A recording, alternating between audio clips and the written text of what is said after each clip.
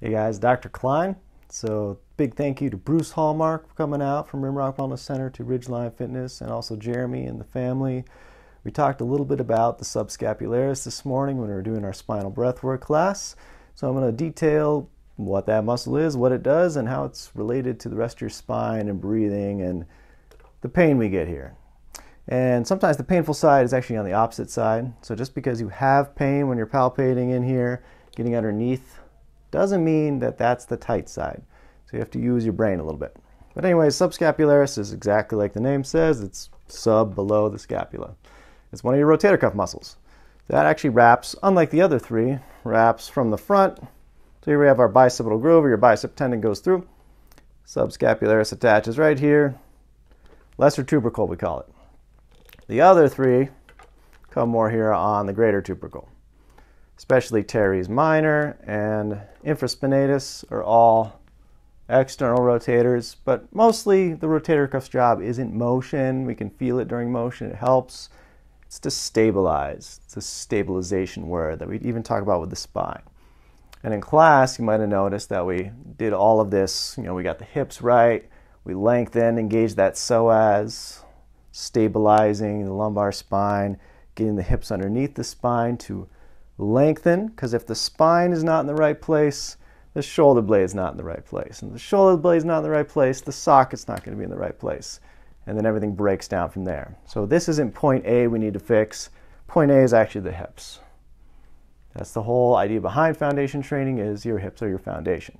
So the hips underneath stacking, and we're actually kind of rounding a little bit. We're expanding the space in between the shoulder blades. So there's a muscle called the serratus anterior, which also attaches kind of on the middle part here, goes underneath to the ribs. It pulls these shoulder blades down and wide. And this allows for the breath to come right in here, expanding the ribs. So many of us miss this because we're constantly living in hyperextension. And everything breaks down from there. The hips shift forward. We go into hyperextension. The spine actually compresses. It looks like good posture, like, oh, my shoulders are turned in, so I need to do this. But you'll notice that nothing actually happened here in the actual socket. No change was made. You're just simply hiding the problem by leaning back. It looks good. It's not good. It creates so many problems. Flattens out your neck curve. It pushes the hips forward. Your hip socket's no longer doing the job. You have a rotator cuff of the hip. That's also a big problem. So it's no longer functioning and supporting the spine.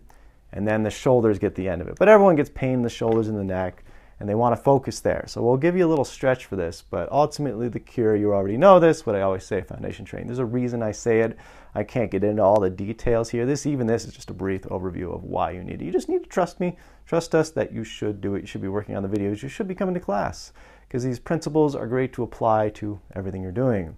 Whether it's CrossFit or riding a bike, you can apply the same principles of hip hinging, spinal length, isolated movement in the shoulder. So serratus anterior, another big important one. Some people it's overdeveloped. They get kind of too much here, and then they really lean back. The shoulder get too pulled forward. But that's actually kind of what we want, is to bring the scapula here. And in class, we were doing this. We were pretending like we're in a hallway, little tiny hallway, and we're pushing our elbows in. And when you take a breath, you'll notice that you get that glide, or you should get the glide. Sometimes it's more restricted. Both are restricted. One side's more restricted than the other. Pulling open, because we had to set that stage first. Length, then broadening the thoracic rib cage, or the rib cage.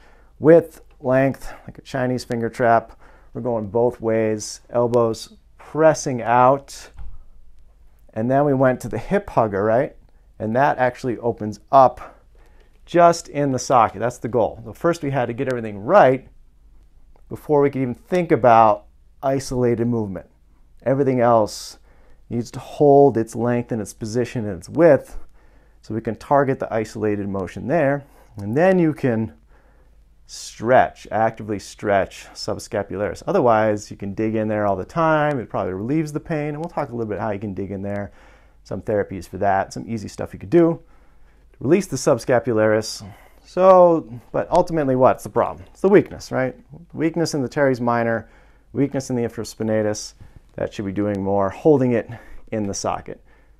You have to address the weakness. If you never address the weakness, only you can address the weakness. We can loosen the tightness so it could help you address the weakness. But that's the big part of foundation training, is actually engaging what is weak. And that starts down in the hips. Hips, spine, shoulder blade. Very last thing we work on is that socket motion, that isolated motion in the socket. One way to loosen it up is your friend, the Theracane.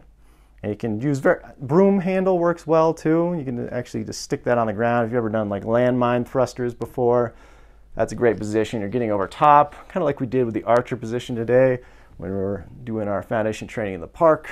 Or sorry, Ridgeline Fitness, used to do it in the park. That broomstick handle right underneath that shoulder blade, and you're just kind of lifting your body over top. Do some circles, clockwise, counterclockwise. We'll make Phil do it here. So broom handle coming up at an angle. He's stacking himself over top, reaching and working.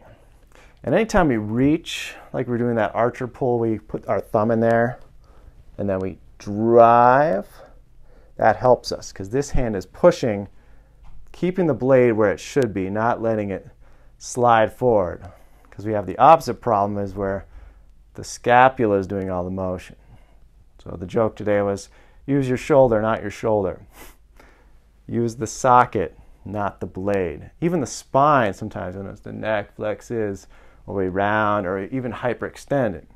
Same thing, problem with the landmine thruster we'll see in the gym. You get that heavy barbell and you're lifting it up and people are just arching to get it up there. And the hips aren't stacked underneath. The spine isn't, plumb line driving through a whole body exercise, keeping that length in the spine. Another problem we see, that shoulder issues come from the hip not doing its job. So you can do that same principle with the broom. You can lay on it right here, dig underneath that. You kind of see it from the front. Or you can take this lovely little hook.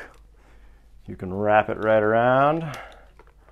Hook right in there. So Phil would be holding that with his other arm, and then you can do some therapy. You want to be active with this. It's not just about digging in there. Run through some motion while you're here. Reach. Make it worth it because we're stretching what's tight, strengthening what's weak. It's an active stretch. And that's what foundation training is all about. It's an active stretch. Every muscle has an antagonist, especially with your spine. We have the posterior chain, there's an anterior chain. So if you're always tight here, you're going to be weak, neck, weak in the hip flexors. The more we activate, the more we stretch what's tight. And then the joints are happy. If that imbalance remains, that's when you get your degeneration, your arthritis. And the only reason we care about that is these little yellow things, which are the nerves. It's nervous system stress, which is the number one killer. Stress is the number one killer. It's not always emotional or toxic stress. It could be very well be mechanical stress that is causing a lot of your organ dysfunction, your gut dysfunction, increased heart rate, rapid breathing. It could cause emotional stress because you're in mechanical stress. Emotional stress versus emotional stress.